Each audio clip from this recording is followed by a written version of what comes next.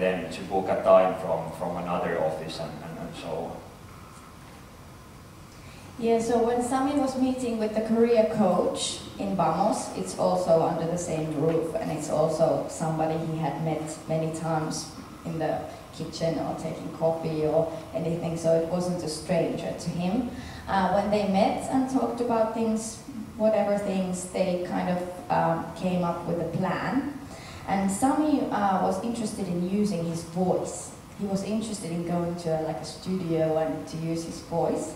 And there was actually a job opening as a reader of an entire sound book. It was actually Caesar Millen's dog training book. And he applied for that job and he got it. And it was his first paid job ever. And it lasted for like a bit more than a month, his career as the sound of a voice book. But after that he realized that this was fun, yeah, I could do this, I got paid, this was my first paid job ever, but this is not what I'm going to do in the future. And I bet it was quite an empowering feeling for Sami that he met a career coach and he explained his dream that I want to use my voice and I want to do this kind of job, and he was actually taken seriously. I think that is quite one thing that differs from many other actors, at least in Helsinki. Yeah, not to mention the employer who also took him seriously, even though he didn't have any previous experience. So after the voice of a sound book, Sami wanted to face another challenge.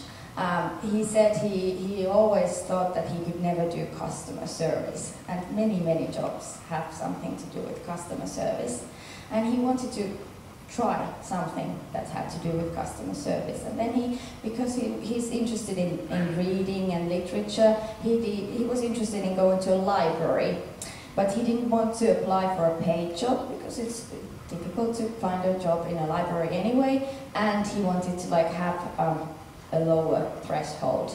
So he wanted to apply for a trainership at the library. And so he applied, so he went for a job interview, he got the job again.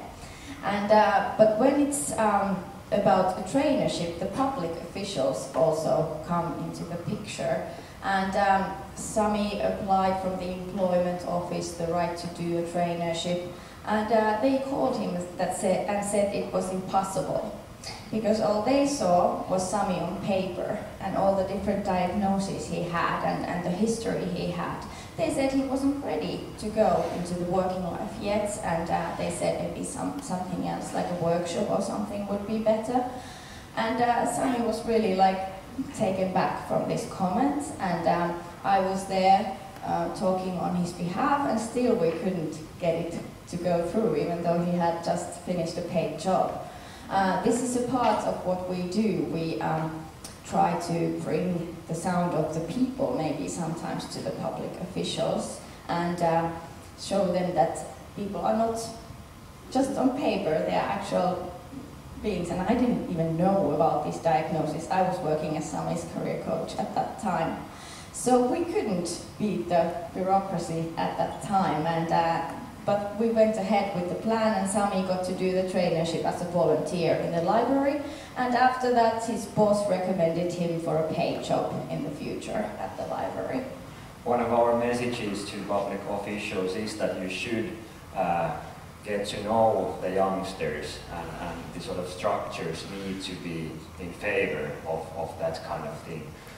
This picture I took from one social office in Helsinki that really sort of struck me in the head, because it sort of reminds me of police duct tape, where they are restricting areas, and this was the way how they encounter young people. This fellow, I went to the social office, he was even afraid to leave his home. Then you sort of go into the public transportation system, and that's the other big and very scary thing to do. And then you go to the office, you sort of have to open 3 locked doors before you enter the space, and this is sort of the welcoming tape. It would not feel me as a welcome person, at least. Yeah, and it says wait your line. Wait your turn before this line. It's in Finnish. Yes. Yeah, so Sami today, I still see Sami once a week, and I think he's a totally different person than what he was when I met him.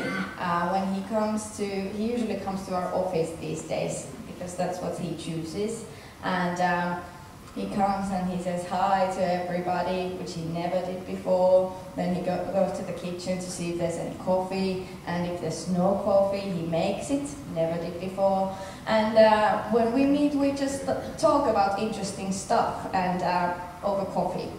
And we talk about what his career options could be, what's the next plan going to be. As you have heard, his kind of career hasn't gone like to a certain direction, like one bit by bit, but it has had many different tryouts. And this is what Sami said about the career coaching. That it has made him feel like a whole person, not just a person rehabilitating, because he had the long history at the psychiatric polyclinic. He had been just rehabilitating all of his adult life. So this was the first thing for him where he was seen as a person, and as a person who actually has skills and can do many things as he can. So I must say, as his career coach, that I've been really impressed by what he's done during the 2 years, and he's really like a charming guy. I'm really proud and happy to know him, and I really believe that he has a really good future ahead. And at the moment, Sami has a dream. The dream is in this picture. It's the Lofoten Islands in Norway. I don't know how you pronounce that, but anyway, he has a girlfriend there, or his love, as he says, and he wants to move to Norway to live with his love, and before that he wants to be able to take care of himself, and by that he means that he wants to have some skills so he can work in Norway. He recently started driving school because he thinks that the public transportation there is not so good, so he needs to be able to drive a car. And that's where we are going at the moment. We don't know how, but we'll see it step by step. And I mean, the dreams are the most important things in people's lives. And very many of the youngsters at the moment, when they come to Vamos, they don't actually have any kind of dreams. They don't have any goals, they don't have dreams. So what's the sort of idea of working towards what? You have to have dreams to sort of motivate you to make your life better. Camilla just told you a story that explains what and how we work in Vamos. Here's one picture that I would like to explain to you quite briefly. I'm just writing a book about our outreach work and the sort of philosophy of how we encounter young people and help them towards positive change. We think that the encountering, how we meet the youngsters, matters much more than any kind of methods. And there is actually quite a lot of studies and research done also on this matter. It means that we have to have courage as professionals to go and to be close. We need to be there as a person as well as a professional. We need to build trust by showing that we actually do care. We are people also, not just sort of cold kind of professional. One thing that is quite sort of simple but still radical thing to say about our work is that we actually are letting the youngsters to get attached to us, attached to Vamos. There is this sort of emotional component in our work which helps them to commit to the goals that they set themselves. This is quite different kind of way to think about professionalism than in many other organizations. About some numbers, there was about 1,300 youths last year that we worked with in Helsinki and in Espoo, which is the neighbor of Helsinki.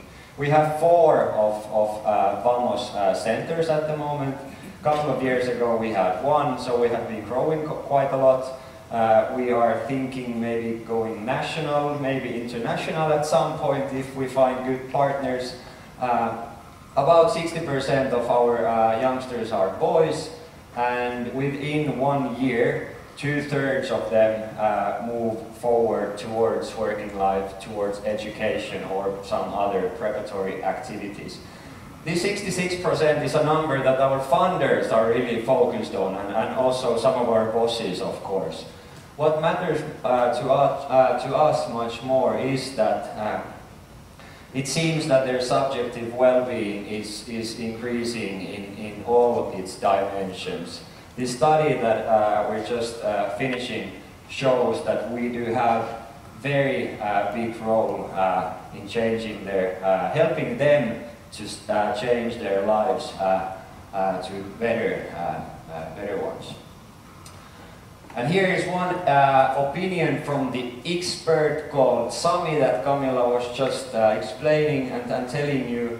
Sami told us when we asked what's so special, is there something special in Vamos? He said that Vamos is liberated and unique, it's different, it's a mix of alluring personalities and it works pretty well. Here, if you would like to shortly explain this. Very shortly. Yeah. Here's the funding part. At the moment we get funding from many different places. We get funding from the ministries and from the city of Helsinki and of course the European Social Foundation. These are our lifelines really, but we hope that in the future we would have a lot more stable and maybe one source of funding. Yes, we have a dream in that. Yes. One thing that would be good to mention is also that as we are quite a large institute, we also have some private funding, which means that what more we grow, the more negative Vamos is for Helsinki Diakonis Institute, because this private funding is an essential part of our work as well. To end this presentation, we thought about sharing an idea of this quite famous philosopher who has told that happiness is about, for a person, it's about to find a meaningful community and use your own skills and capabilities for the good of that community. This is how Aristotle, I'm not sure how you say that in English, explained what happiness is. But we don't want to end this presentation on Aristotle. We want to end this by a quote from Olli and Camilla. And we think that on supporting youths, the most important thing is to have the courage to be yourself, show that you care, and actually believe in the change, believe in the positive change yourself. If the worker doesn't believe that the change is possible, the youngsters will not also. That is very essential. Thank you for your time.